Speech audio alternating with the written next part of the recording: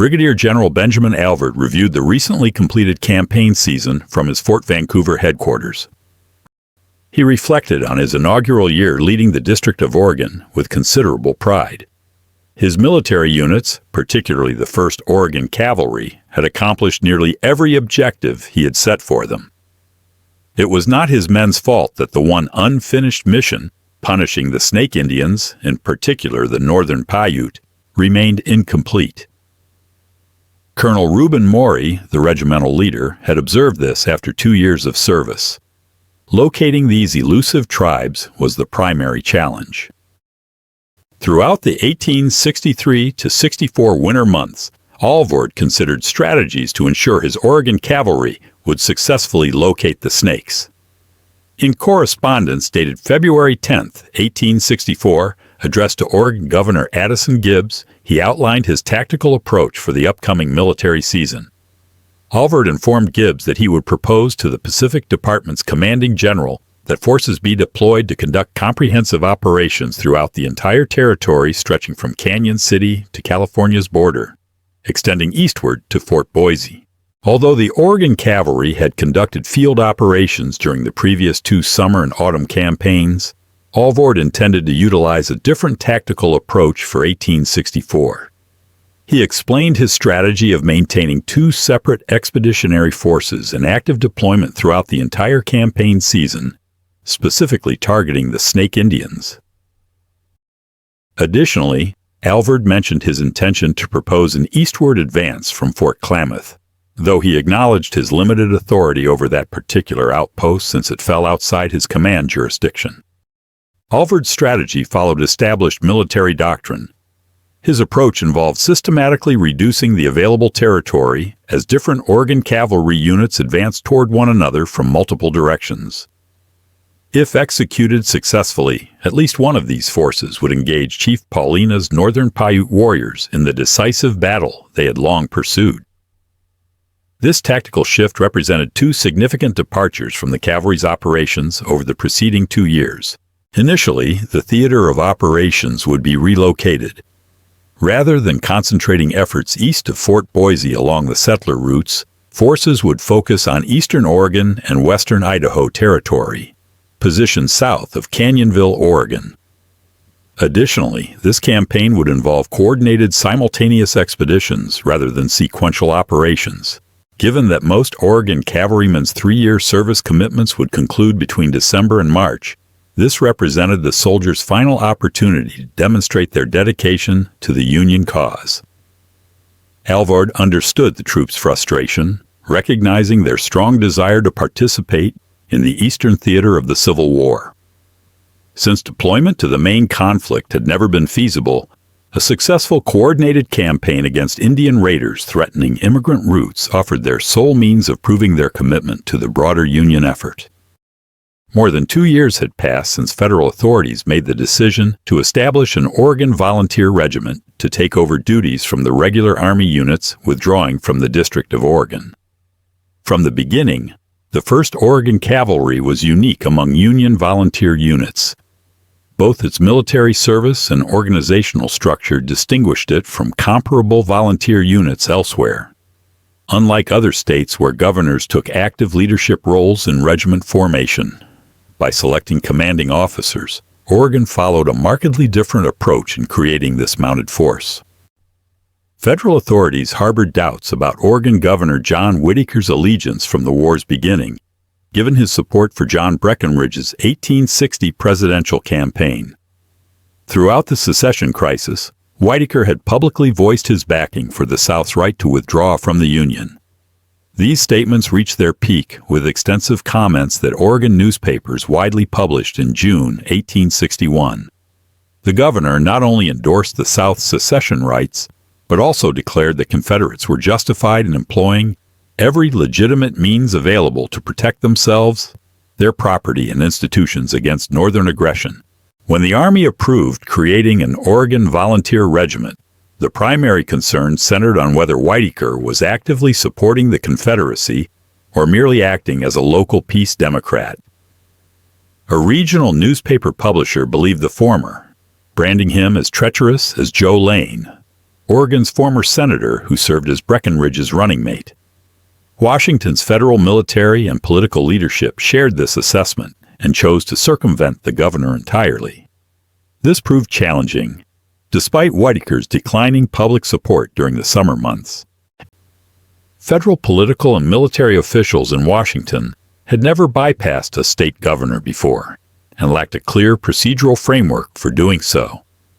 While they recognized the necessity of ensuring Oregon volunteers would be commanded by officers faithful to the Union, they remained uncertain about implementation methods. Consequently, on September 24th, the Union Army's Adjutant General notified Thomas Cornelius, Reuben Maury, and Benjamin F. Harding of their selection, based on the strong endorsement of Oregon Senator Edward Baker, a close personal friend of President Lincoln, who expressed complete confidence in their judgment, patriotism, and fiscal responsibility in recruiting one mounted regiment for United States service. The three appointees were instructed to follow any guidance provided by Colonel E.D. Baker and to maintain direct communication with the War Department regarding all activities related to this assignment. Senator Baker's involvement came to an abrupt end on October 21, 1861, when he died in combat at the Battle of Ball's Bluff, Virginia. Following his death, the demanding responsibility of assembling what would become the first Oregon Cavalry rested entirely with the three Oregon appointees. Their task became even more difficult due to an exceptionally harsh winter, among the worst in decades. Eager to deploy a substantial mounted unit, the U.S. Army determined it could not delay operations to achieve full recruitment numbers, assuming that was even achievable. The regiment was officially established in March 1862, with only 6 companies, with an additional 7th company joining the following year. Throughout 2 years of service, the 7 companies covered thousands of miles across some of America's most challenging terrain, spanning from north-central Oregon to southeastern Idaho Territory.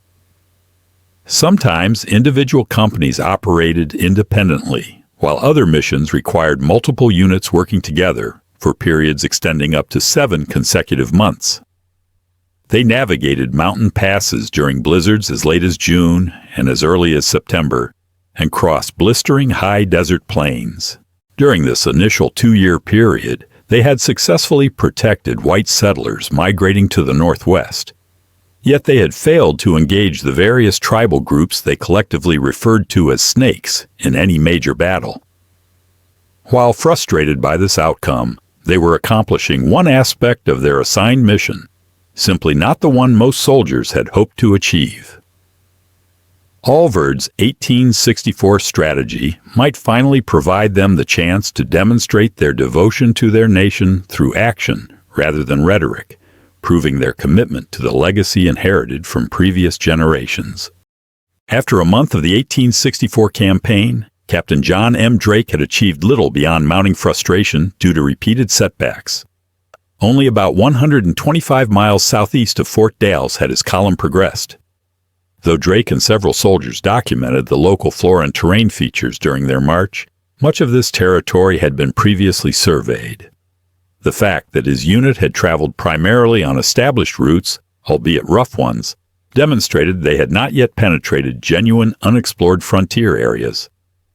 More problematically for Alvord's mission goals, the only Native Americans the Oregon Cavalry had met during the campaign were their own Warm Springs guides.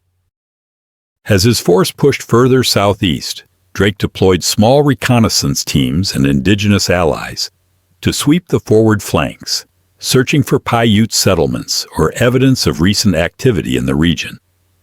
On May 17th, this search yielded results 2 miles downstream from Drake's position, where the North Fork Crooked River merged with the main waterway.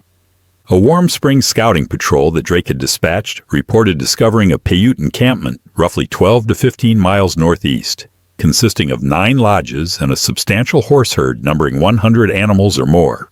Anxious to confront the Paiutes, whether through combat or diplomatic intimidation regarding the consequences of attacking settlers, Drake acted swiftly. He directed Lieutenant John M. McCall to conduct a nighttime advance to the Paiute settlement with a combined force, 26 soldiers from his own Company D, Lieutenant Stephen Watson with 10 troops from Company B, and 21 Warm Springs Scouts under Stock Whitley's leadership. McCall's mission was to launch a surprise assault on the encampment before dawn, despite lacking any proof of hostile activities by these particular Paiutes. Drake planned to advance with his remaining forces at first light. At 9:30 p.m., McCall departed Drake's position along the Crooked River, advancing northeast across exceptionally rugged terrain for approximately 12 miles before reaching the area where his Warm Springs Scouts were positioned. Moving cautiously through the darkness, McCall's unit didn't arrive at the Scouts' location until around 2 a.m. He dispatched 4 Warm Springs Scouts forward to identify the optimal route for closing the 1-mile distance to the Paiute settlement. The reconnaissance team reported they could advance to within 500 to 600 yards undetected. McCall stealthily positioned his force as close as feasible, observing that the encampment occupied level ground beneath juniper trees, with the Paiute horse herds clustered in 2 separate groups positioned above and below the camp. Following his scout's recommendation, McCall chose to attack from the western approach, organizing his force into 3 tactical groups. Watson would command the center position, while Whitley led his 21 Warm Springs Scouts on the left flank, and McCall advanced with Company D troops on Watson's right side. The essential coordination among the 3 assault columns, already complicated by darkness, fell apart shortly after the 4 a.m. advance began. Watson, who had the most accessible route, quickly outpaced his flanking units. McCall's soldiers became literally mired down while navigating hazardous terrain and then struggling through what he described as swampy ground. At this point, the Paiutes realized they were under attack by an unknown number of enemies and sent someone to round up their livestock. McCall's troops chased off this individual and immediately captured the horses, assigning a corporal and 2 soldiers to guard them. The difficult passage through the marshy terrain and the disruption caused by securing the animals left McCall's unit significantly behind Watson's advance, though the Warm Springs Scouts maintained steady progress on the left flank. After assigning 3 soldiers to manage the captured horse herd, McCall led his remaining troops toward the Paiute settlement. According to McCall's account, when they heard gunfire on their left flank, they discovered they were advancing directly into Lieutenant Watson's line of fire. While shifting right to avoid friendly fire as they pressed forward, McCall's soldiers found Watson's unit had suffered devastating casualties. As Watson's troops moved into open terrain, the Paiutes had withdrawn to a strong defensive position among rocks on higher ground, from where they unleashed both rifle and arrow fire. One soldier noted that Lieutenant Watson reached the enemy position first and was fatally wounded in the initial volley, falling from his horse along with 2 of his men, who died simultaneously. The subsequent battle produced additional casualties, wounding 5 more cavalrymen. A civilian contractor, Richard Barker, sustained a thigh wound that shattered the bone, while 1 Warm Springs Scout was also hit. Their commander, Whitley, suffered at least 4 separate wounds. 1 bullet struck just below his ear and exited through his mouth, taking 2 teeth with it, while another projectile fractured his collarbone. McCall positioned his unit on the right flank. He kept them clear of the crossfire. He assessed the tactical situation. What he discovered was troubling. The Native Americans had established a strong defensive position. They were using a rocky cliff formation as their fortress. Watson's soldiers were taking intense fire. The Warm Springs allies were pinned down too. Now McCall's own troops were beginning to draw enemy attention. McCall weighed his options. He concluded that withdrawal was his only viable choice. He needed to reach secure ground. From there, he could request additional forces. His goals were clear: evacuate the wounded personnel and preserve the captured horses. By 6 a.m., McCall faced a dangerous predicament. Reinforcements were nearly 30 miles away. That meant a grueling round-trip journey. 2 hours passed. Around 8 a.m., an anxious McCall finally reached safety. He had found what he deemed a secure location. It was near a water source. Luckily for McCall's troops, Drake had taken a patrol out from base camp at his regular time, moving roughly toward McCall's location. Because of this timing, Drake was already about an hour away from his camp when two riders came racing toward him. The messengers, a soldier and a Warm Springs Indian, informed him that Watson had been killed and McCall's unit was under attack. Drake immediately gathered 40 soldiers from Captain Henry Small's Company G and rushed toward the battle. Riding hard, Drake reached McCall's defensive line 3 hours after the emergency call had been sent. While his medical officer treated the injured soldiers, Drake rode the additional mile to where the main fighting had occurred. From what Drake could determine, the Paiute warriors had retreated quickly about an hour before he got there, abandoning a significant amount of supplies and gear.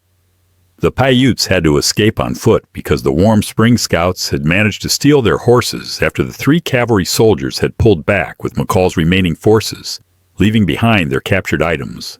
Additionally, Drake's forces recovered the severely disfigured and naked bodies of their fallen comrades.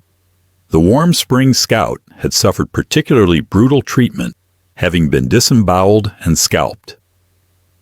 Following the destruction of the Paiute camp, which contained vast quantities of food supplies, blankets, horse gear, and stolen goods, Drake's soldiers collected their fallen comrades' bodies and returned to where McCall's forces waited. The walking wounded climbed onto horses for the journey back, while the 2 most critically injured men were transported on makeshift stretchers. The exhausted group made their way slowly to the campsite that Lieutenant William Hand had chosen, finally arriving at 11 p.m. Drake later described his men as exhausted, worn out, and dispirited. The entire day of May 19th was dedicated to preparing for the funeral of the soldiers who had died.